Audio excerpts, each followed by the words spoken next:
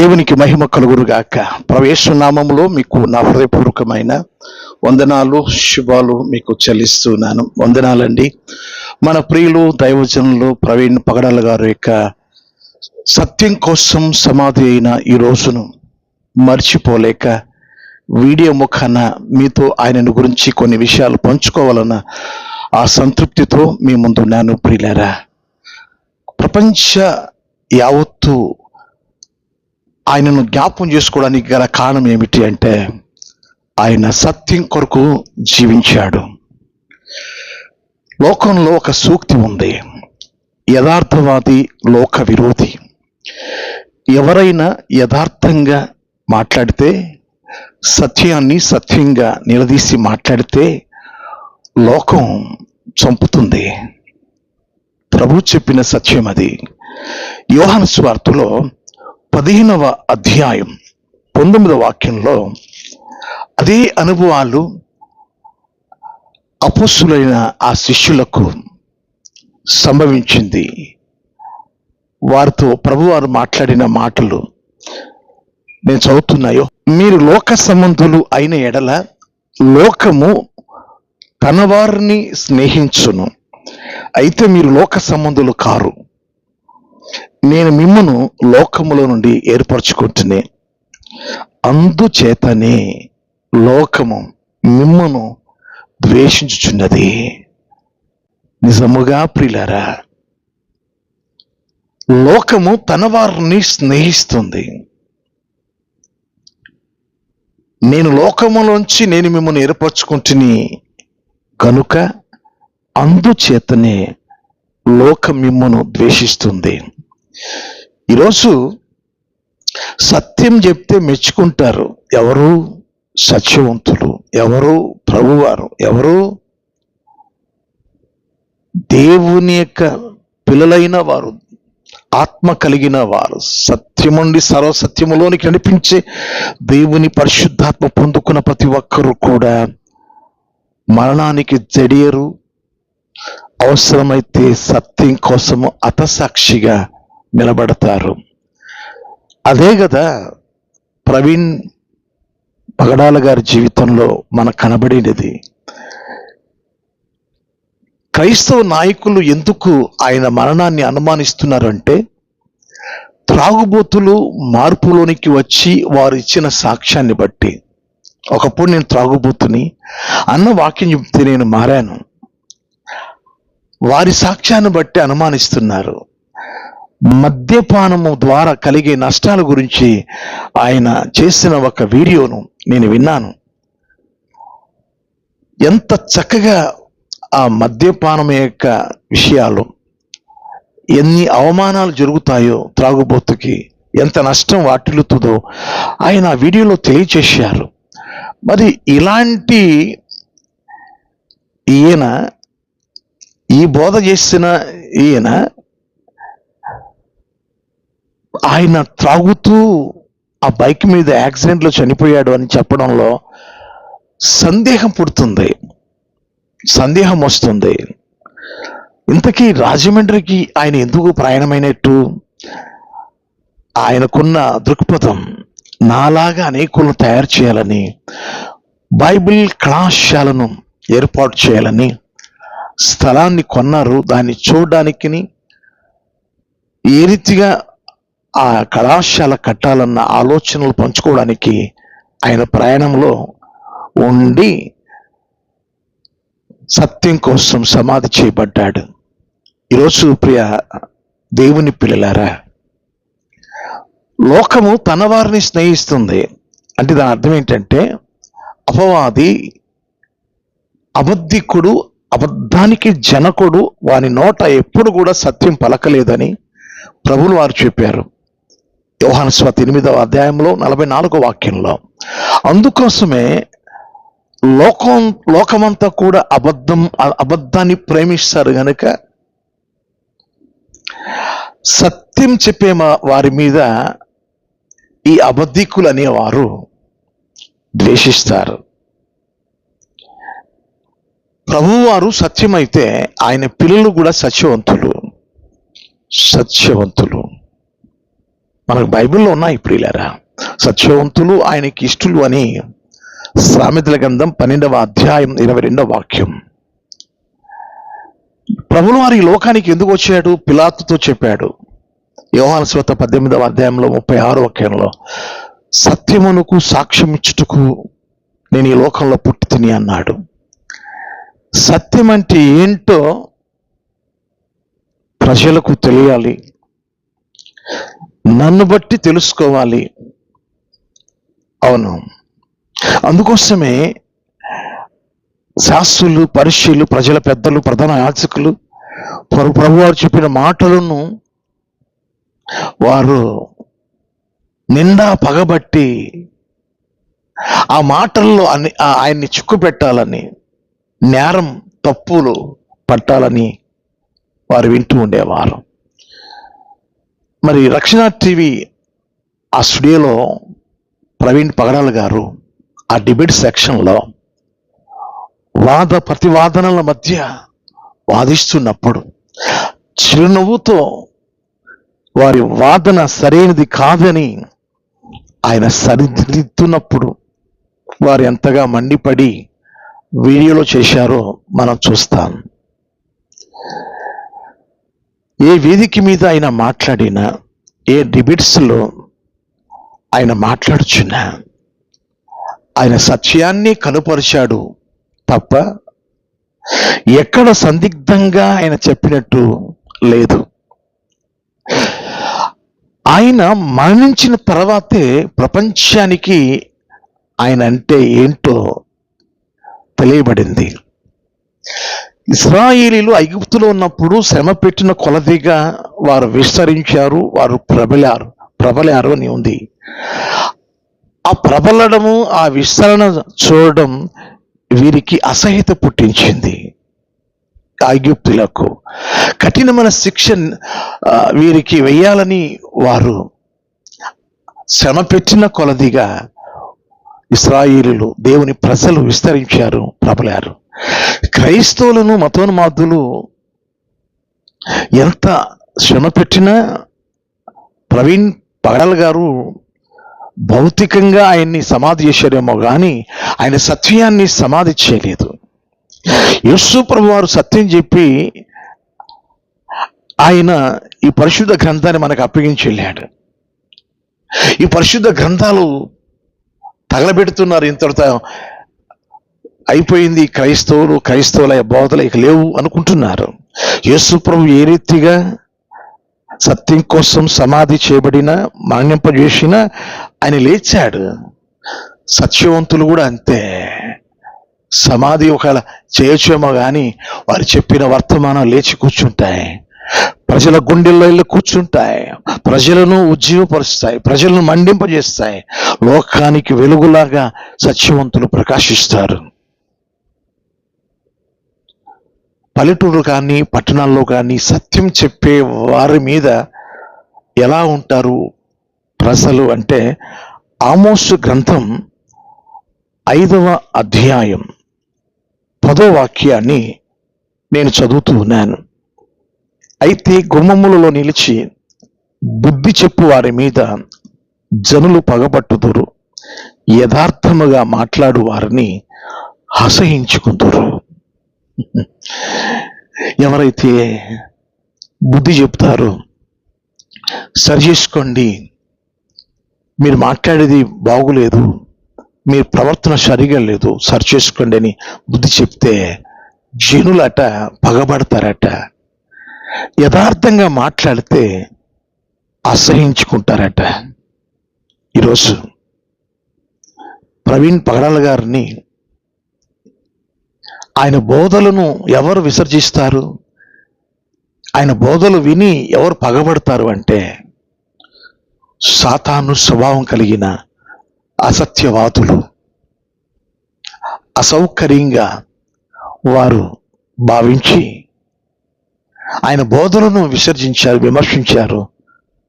ప్రతివాదుకులుగా నిలబడినప్పుడు చిరునవ్వుతో ఆ సత్యాలు చెప్పి విజయాన్ని పొందుకున్న సంఘటనలు మనం చూస్తాం.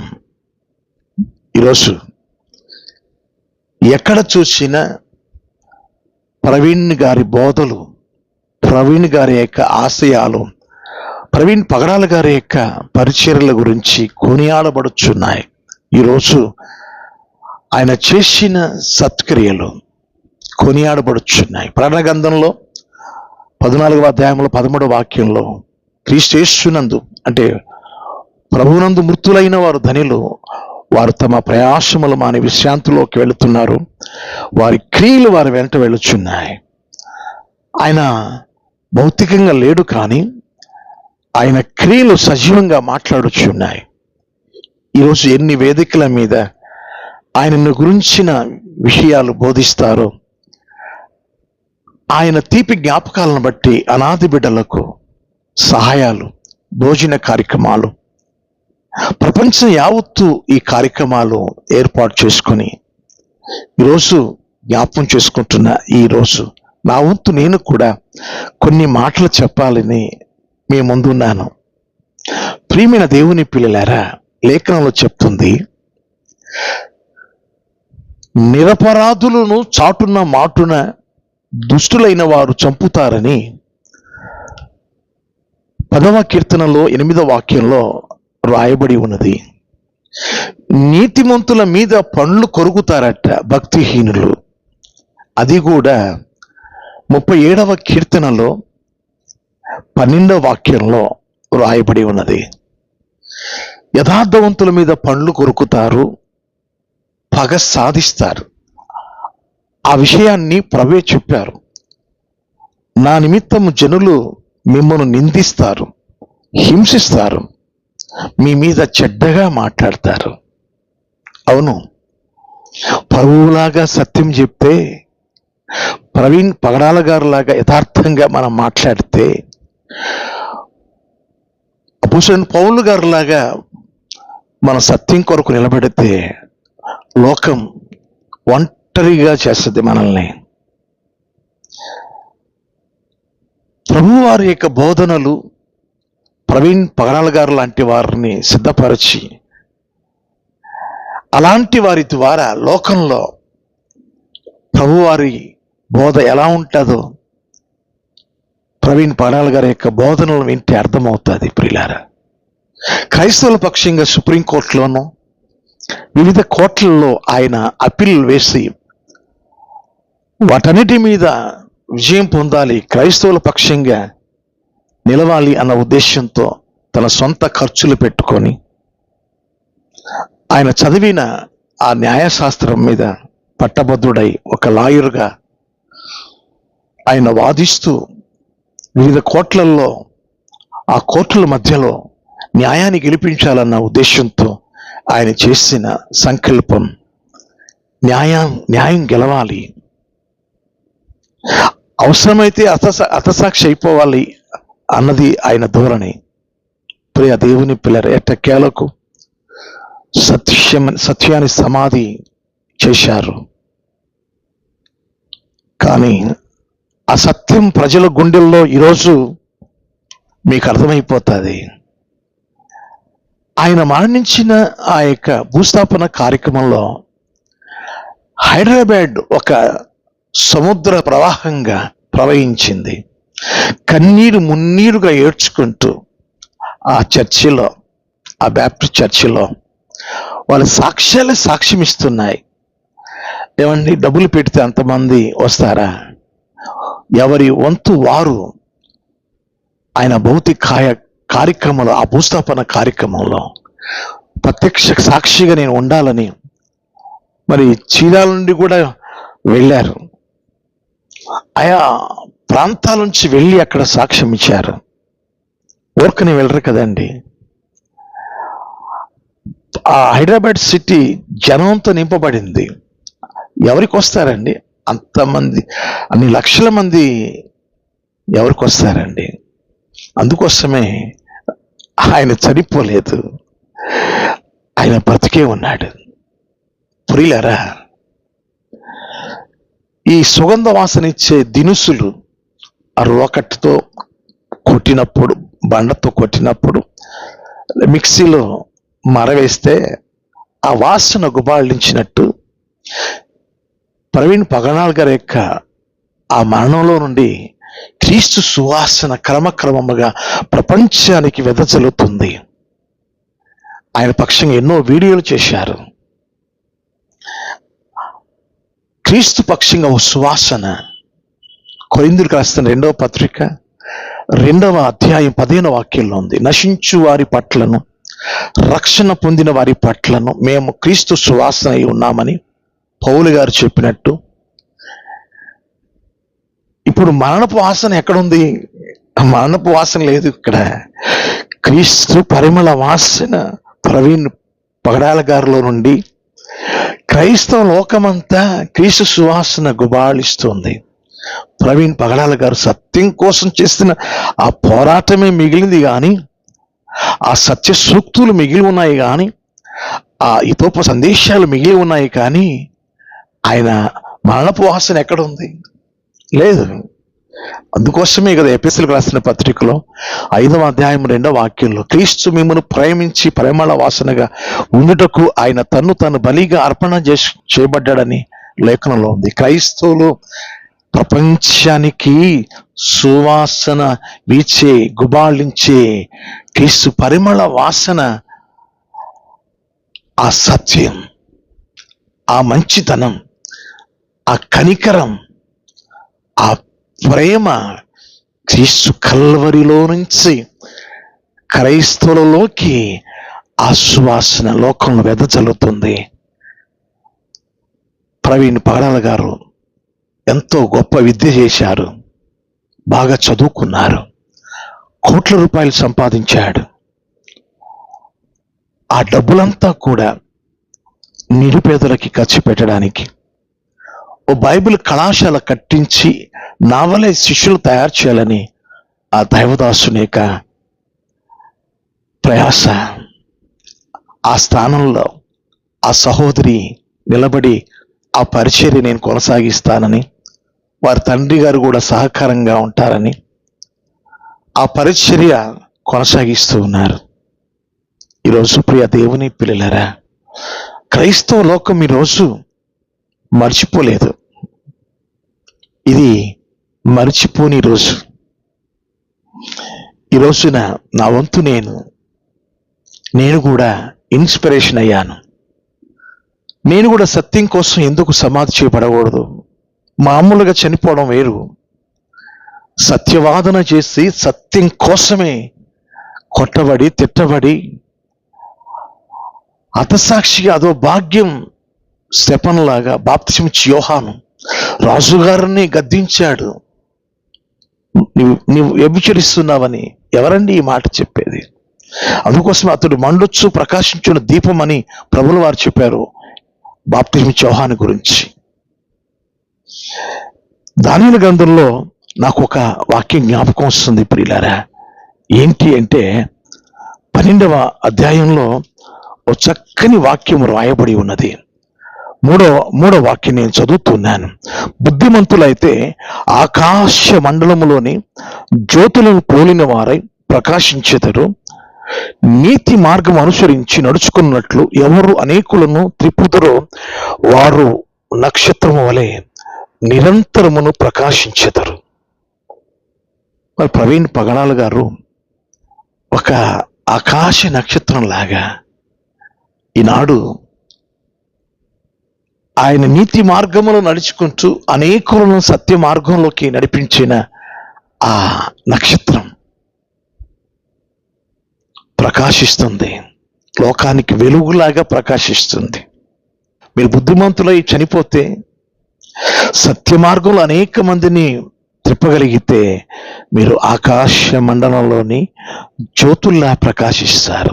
ఈరోజు ప్రవీణ్ పగడాల గారి యొక్క జీవితం దీప్యమానంగా, ఆయన జీవిత చరిత్ర తెరచిన పుస్తకం లాగా అనేకులు కనబడుతూ ప్రకాశింపు చేస్తుంది. ఆ వెలుగులో చాలా మంది ఈనాడు ఆ సత్యాలు నేర్చుకుంటున్నారు. ఇక క్రీస్తును లేకుండగా, క్రీస్తు పరిశుద్ధ గ్రంథాన్ని లేకుండగా ఎప్పటి నుంచో ప్రయత్నాలు జరుగుతున్నాయి. మతోన్మాదం ఎప్పటి నుంచో ఉంది. తమ మతంలోనికి మార్చడానికి శాస్త్రులు పరిచయులు, మీరు సముద్రం చుట్టూ వస్తున్నారు, మీరు మీరు పరలోకానికి వెళ్ళరు, వెళ్ళేవారిని కూడా మీరు వెళ్ళనివ్వరు. అలాగా ఎన్ని ఆనకట్టలు వేసిన, అడ్డుబండలు వేసిన క్రీస్తు ఉపదేశాలు ప్రవీణ్ పగడాల లాంటి వారిలో నుంచి వెల్లడి అయి ఈనాడు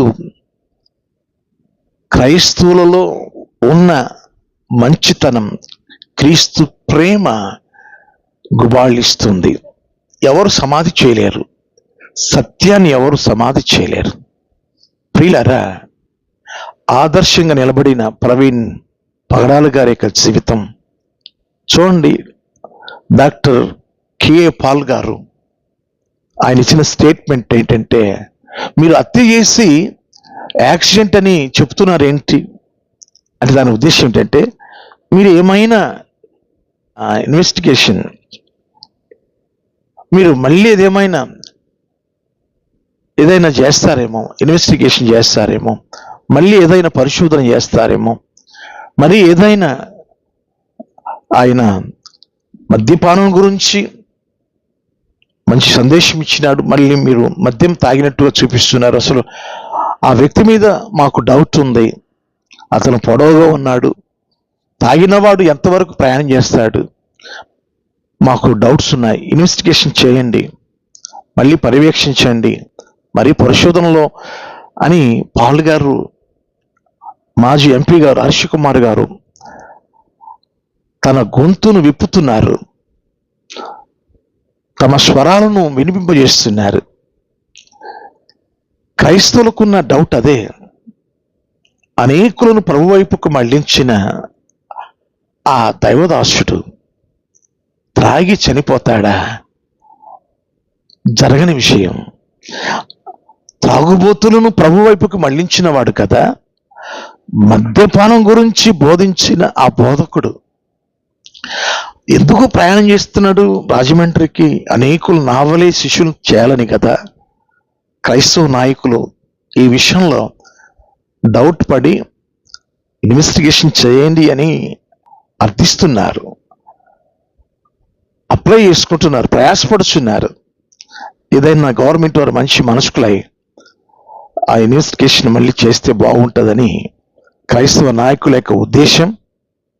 ఈరోజు ప్రియ దేవుని పిల్లలారా, ఈ మంచి సమయాన్ని ఈ రీతిగా పంచుకోవడానికి ప్రభువు నాకు కూడా ఒక అవకాశం అనుగ్రహించినాడు. కాబట్టి దైవదాసులు విడిచి వెళ్ళిన ఆ కుటుంబం కొరకు, ఆ బిడ్డల కొరకు, ఆ పరిచర్యల కొరకు మనం ప్రార్థించవలసి ఉంది. ప్రవీణ్ పగడాల గారు లాంటి ఉపదేశకులు లేవాలి. అవసరమైతే సత్యం కోసం హతసాక్షులు అవ్వాలి. ప్రభు చెప్పినాడు,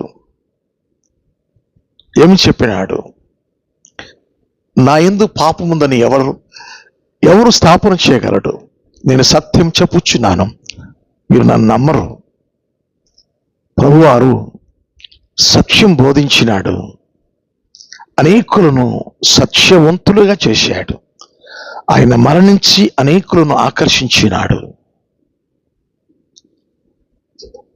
ప్రవీణ్ పగడాల గారు లాంటి అనేక మంది ఉపదేశకులు ముందుకు రావాలి. సత్యం అనేక మంది ప్రజలకు బోధించి బలపరచాలి. అలాంటి వారు ఉన్నారా? అలాంటి వారు లేచారని అనేక మంది దైవ సేవకులు ఆయనకిలాగా మాదిరిగా ఉంటే మంచిది. ఆ రీతిగా బోధిస్తే మంచిది. అవసరమైతే ప్రభు కోసం హతసాక్షి అవడం మరీ మంచిది. కనుక ఈ భూమి మీద దేవుని కొరకు సాక్షిగా జీవిస్తే ఎంతో సంతోషకరం. పెద్దలు చెప్పిన ఆ సామెత, యథార్థవాది లోక విరోధి. కాబట్టి యథార్థంగా మాట్లాడిన ఆ దైవదాసుడు మరి లోకం చేత ద్వేషించబడ్డాడు, దూషించబడ్డాడు, హతసాక్షిగా సమాధి చేయబడ్డాడు. కాబట్టి ఈరోజు మనకు కూడా ఒక దినం ఒకటి ఉంది. ప్రభు చెప్పిన మాట, భూదిగంతముల వరకు మీరు నా కొరకు మీరు సాక్షులే ఉండండి. చివరిలో ఒక మాట చెప్పి నేను విరమిస్తాను. లూకాసు వార్త 12వ అధ్యాయంలో ఒక మాట చెప్పి నేను విరమిస్తాను. అది ఏంటి అంటే 4-5 వాక్యాలు. లూకాసు వార్త 12వ అధ్యాయం 4-5 వాక్యాలు. నా స్నేహితులైన మీతో నేను చెప్పినది ఏమనగా, దేహమును చంపిన తర్వాత మరి ఏమీయో చేయనేరని వారికి భయపడకూడి, ఎవనికి మీరు భయపడవలెనో మీకు తెలియచేయుదును. చంపిన తర్వాత నరకములో పడదోయ శక్తి గల వానికి భయపడుడి, ఆయనకే భయపడుడని మీతో చెప్పుచున్నాను. ఎవరికి భయపడాలి అనేది స్పష్టంగా ఉంది. కనుక మనం సత్యం చెప్తున్నాం. ప్రవీణ్ పగడాల గారి లాగా యథార్థంగా సేవ చేద్దాం. ఆయనకులాగా మనం కూడా పరిచర్య జరిగిద్దాం. మన ప్రభువారు చెప్పినట్టుగా భూదిగంతముల వరకు మీరు నా కొరకు సాక్షులే ఉండమని ప్రభువు చెప్పారు. ఆ రీతిగా మరి మనమందరం కొనసాగిపోతాం. ఆ కృప దేవుడు మనకు అనుగ్రహించి ఆశీర్వదించునుగాక. ఆమేన్. మీ అందరికి వందనాలు. Praise the lord.